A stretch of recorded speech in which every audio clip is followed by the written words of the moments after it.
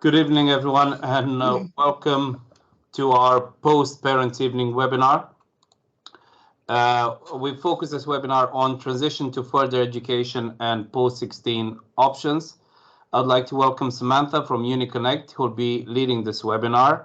Uni Connect, it's an organization that aims to equip young learners to make an informed choice about their options in relation to the full range of routes into and through higher education, and to minimize the barriers they may face when choosing the option that would unlock their full potential.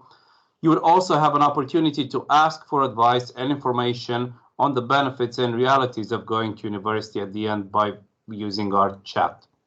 Samantha, would you like to take over? Absolutely. Hi, hello everybody. Well, that was a great introduction actually about what we do. So that takes out my first couple of slides. Our organisation for Uni Connect is called Make Happen, just to explain why there's a black box with Make Happen on it as well. But as has already been advised, we are impartial and we are here to give advice on pathways and things. So what I'll do then is just skip forward, although my buttons are being a little bit sticky, so apologies. There we go. So that's just some of the sort of partnerships that we have, some of the colleges we work with, and we work with local authorities and councils as well. So the aims of this session this evening is to look at the options after year 11, so sort of further education and into higher education, look at the similarities and differences between the routes, a little bit about higher education and apprenticeships, and just a few sort of signposts as to where you can research the options a little bit more, and help sort of understand the best pathway for your young person so that you can sort of support their ideas. So first of all, Shane, it looks a little bit crazy, but these are all the levels of education that are available to us all. So obviously going, sort of some GCSEs are now obviously sort of completed in year 10, so that might be something that that your young people are going through, probably completing in year 11. So that takes us onto that level 1 and level 2 area, just kind of sort of depending on what grades are received will then determine whether it is a level 1 or level 2 qualification.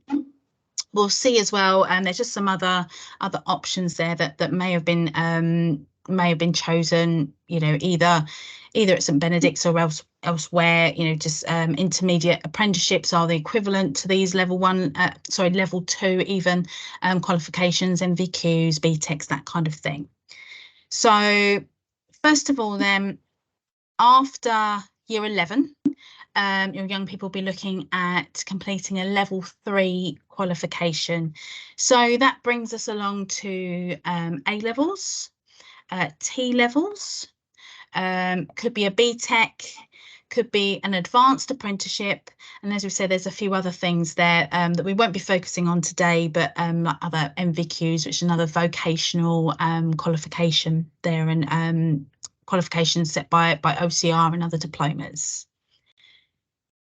So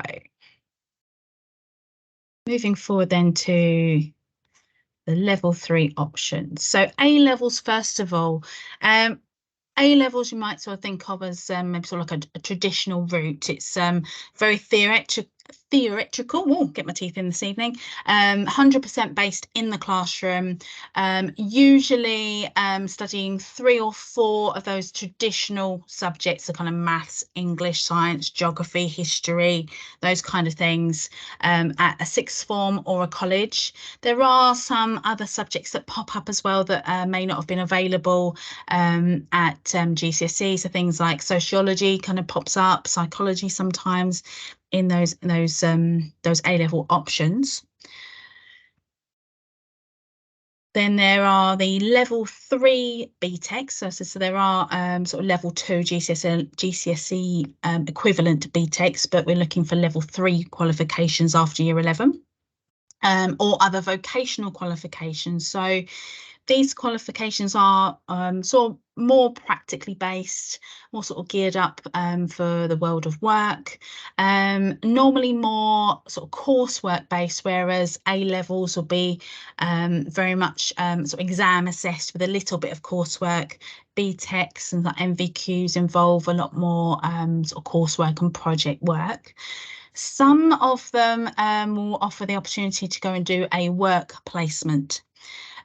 Depending on the type of BTEC that the young person takes on, it could be equivalent to 1 A level, some are equivalent to 2 A levels, and some are actually equivalent to 3 A levels, but it does very much depend.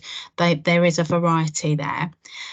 Normally it's just one subject that is studied over a BTEC, and again, as I said, it starts at level 2 qualifications and can actually go up to a level 5 qualification studying a BTEC, or those different level BTECs. The next option, sticky keys, it doesn't like to work when I'm presenting virtually very well. So T-levels. T-levels are a relatively new qualification. They have been around now for a couple of years. I believe it was 2020 they came out. So 1 T-level is equivalent to 3 A-levels. This one is mostly based in the classroom with theory, but then 20% of it will be in a placement in industry, in work. So it's kind of, well, it's actually literally the opposite to an apprenticeship that you might have heard is 80% on the job and 20% learning, which we'll come on to in a second. But those T-levels also give young people the opportunity to go out to the workplace and actually put things into practice. They are becoming more widely available. Mostly colleges and I think a few sixth forms do offer T-levels, so it'd be something to look into to see if the further education institution you're looking at does offer them. They are becoming more accepted by universities as well as they sort of grow in popularity. And then the final option said, will be the apprenticeship route. So here, as I just said, it's 80% on the job training and then 20% studying. So most of the time spent hands-on learning in the industry. But there'll be also like a day or maybe a couple of mornings, a couple of afternoons, however they work it, going into an institution to study like the theory around it. Apprenticeships start as well at a level 2 qualification and actually go all the way up to a level 7, which is a master's. So young people can take themselves all the way through higher education through the apprenticeship route. So also, not only will we need to be thinking about what qualifications are right for your young people, but also where really they would choose to study. So we've got the sixth form option. So I know you've got sort of a few local, got the sixth form Colchester. Is there? I got. Let me think. Sigma Sixth. Tendring isn't too far away. So I actually visited there today, funny enough, lovely place. So you've got a few of those options, and then also the college. So there are a few sort of differences. Obviously, young people will still receive that support as they do in school. Say sixth forms are usually a little more academic based, so mostly offering A levels and some BTECs there. Normally, depending on the sixth form, they'll have some sort of dress code or not dress code, so they could either wear sort of casual, non-uniform, or some sixth forms actually ask for business dress. So sort of suits and ties or ties, shirts for some, and sort of smart sort of dresses, trousers, whichever, which is great, obviously, for sort of preparing for some of the world of work where that'll be required. Generally, it will be sort of the same age group.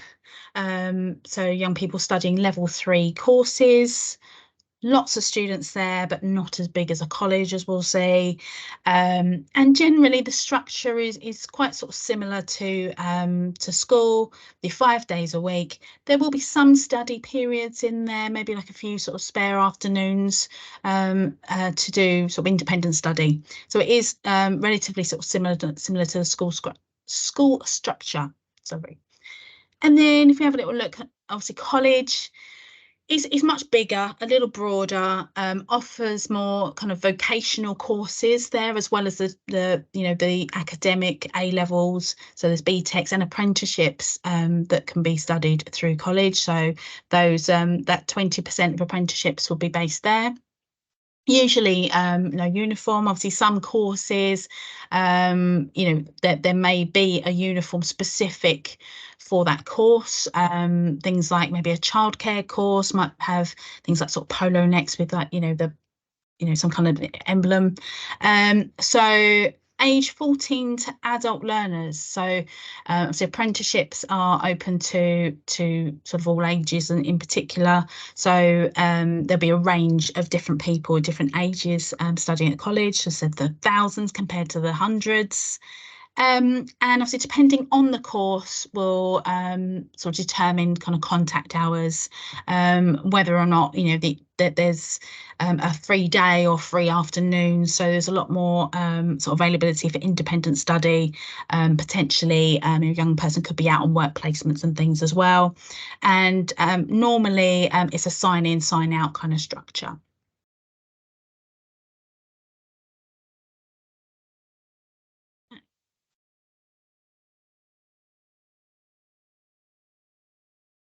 Let's move these buttons along again.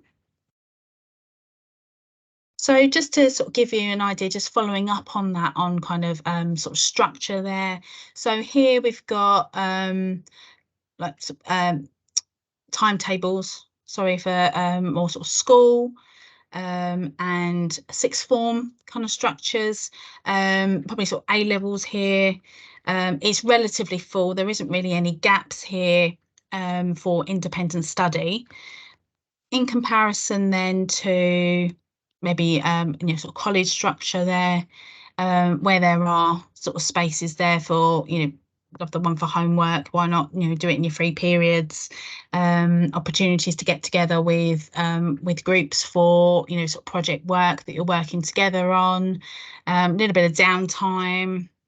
So that can be sort of how that that free time in inverted commas is filled, obviously, with that independent study, which actually is quite similar to moving on to sort of university degree. So that's quite good preparation there. So that could be something maybe to consider, depending on that post further education that you might be considering at this point. So just things in common as well. It said there is support there still for young people from the class teachers, learning assistants and support staff if that's needed. Pastoral support as well. There's still someone there to talk to for sort of well-being, even into higher education as well. There's always that support there. Obviously it's so important and a lot more recognised these days.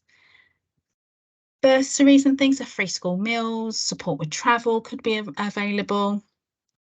And obviously study areas, especially for those sort of like group projects and things, there are sort of set spaces for students to work together, libraries and things. So again, though, there's sort of similarities still to what's going on at school at the moment. Okay, so choices. So obviously can be quite daunting, quite overwhelming. So just got a few pointers that could help make those choices. So things to consider. So obviously, because you will be moving on to another institution from St Benedict, so whether or not it's another, a sixth form college somewhere, or like I said, a separate college, you might want to look at the history, obviously the reputation of it, what results they achieve, whereabouts it is. Obviously, you want it to be suitable to get to. What facilities do they have? Particularly, obviously, you're looking to study a specific course, so it's a vocational course. You want to know what's available there to use, what extracurricular opportunities there are. Support for careers and UCAS. So you want, I think sort of most colleges will offer career support, and ourselves at Make Happen do go into colleges as well. So I've been to Sigma 6 today talking about apprenticeships, so do consider that. And obviously the subjects, they do the subject that your young people want to study. So just a few things there, just a few ideas that could possibly help make the decision of where you'd like to go. It might be that you know already, and then finding the right course as well. So a little bit of research, picking something that will be interesting. I know when I looked at A levels, one of the A levels that I wanted to do clashed with another, and then I really wasn't quite sure what it was I was looking for, and I ended up choosing one that I wasn't greatly interested in, and it was a lot more difficult to complete. So obviously really important that your young people are interested in what they're studying, and make sure they're finding the right course for them. So think about what kind. Is it going to be practical? Is it going to be theory? So that could also help with choosing whether or not it's A levels, BTECs, apprenticeships. Do they have the entry requirements? So often for A levels in particular, sometimes they'll want a particularly higher GCSE grade for the A levels of the subjects that they want to study. They might ask for a certain number of them. For apprenticeships and things, it might be a certain GCSE, a certain level. So have a look at the requirements for that course. Yep, what subjects do you need to already study a certain subject before, particularly maybe for a new subject that hasn't been studied at school, and what skills? And then where will that lead you? So obviously make sure that the courses that you're looking at are the right things to guide you into higher education if you've got a specific idea of what you want to do, or what your young people want to do. So I'm not sure whether we've got students watching as well. So just an idea, there are hundreds and hundreds of apprenticeships now. They have come such a long way. No, there were very little options when I was at sixth form. It wasn't really a big thing doing apprenticeships. It was there was a little bit of a stigma attached. But now, employers are really seeing the benefit. Employers and the government work together to create the apprenticeships to make sure that the courses really cover everything that you'll need when you're studying them. So even things like teaching, now you can do an apprenticeship in. That was definitely something that kind of sort of blew my mind. Aviation, accounting, nursing, still got kind of the vocational, like hairdressing subjects there, but there really are loads and loads now, and sort of more being developed all the time. So looking for an apprenticeship, there's just a few, well, actually, these are the main websites. Sorry, excuse me, I'm saying a few. These are the main websites to look at. So the main sort of government websites there, find an apprenticeship. There is a website, Essex Opportunities, which obviously kind of what it says on the tin. They are opportunities just across Essex. And now UCAS as well. They are your point of call for applying for university. All university courses must be applied for through UCAS, but they're kind of looking to be a one-stop shop now. They are they have lots of information about apprenticeships, and now they are offering a search function for apprenticeships as well. So they are a great place to look. And then obviously in the search criteria, you can look at specific industries, look at locations, and you will be able to select what level. So whether it's that you're interested in doing an apprenticeship at level 3, so straight after your GCSEs as your further education option, and continue that way. If you're looking at deciding to take another level 3 route but would like to look at apprenticeships further on, then you can select to look for higher apprenticeships or degree apprenticeships. So you can now get a degree through an apprenticeship as well, and it is exactly the same as a degree you would get from a traditional university route. So lots and lots of options out there.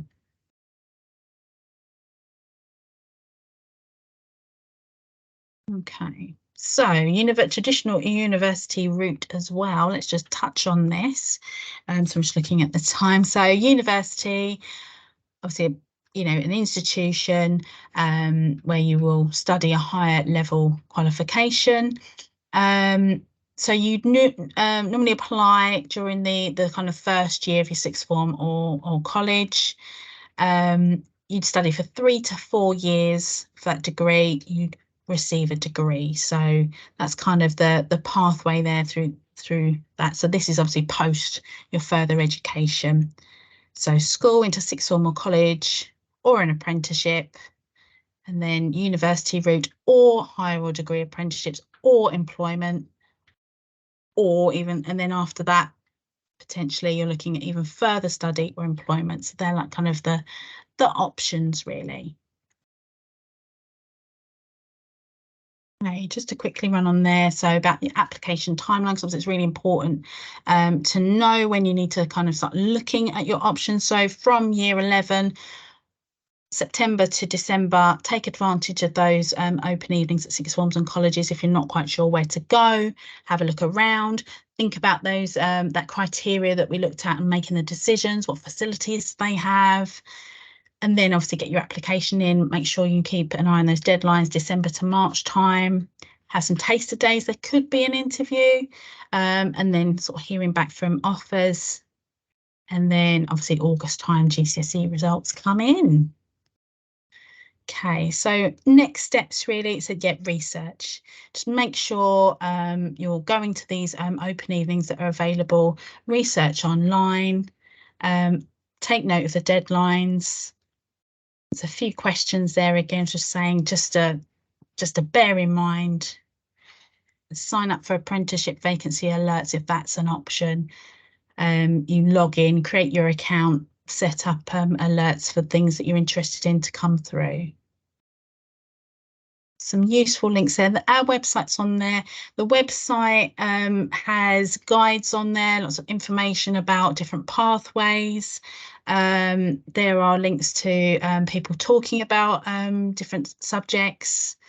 The government website there for apprenticeships. National Career Service is also a great resource, and also T-levels. As I said, that's relatively new, so if you'd like to know more about that, another useful link there. Leave that up for a second. And then that is a bit of a whiz through from me. Hopefully that has been helpful and given you something to think about and ideas on what you'd like to sort of research maybe a little bit further. And if you've got any questions, now's the time. Thank you very much, Samantha. No problem. I found out that you can go to university with an apprentice tonight, so that's that's very useful. Somehow I feel that I should know that already. The only thing that I would just reinforce is the fact that on one of the slides there you're talking about the entry requirements, and quite a few of the conversations I've had tonight for parent evening was about predicted grades for GCSE and so on. And that's why it's so important, good mock results will give you good predicted grades. Good predicted grades will get you the entry requirements that you need for those courses. We've had situations in the past where year 11s have been contacted back and said, we're really sorry, your predicted grades doesn't allow you to take this course. And it was quite late in year 11 when they were contacted back by the sixth form. So I would say it's so important to do everything in its own time and make sure you get those good results for the mocks.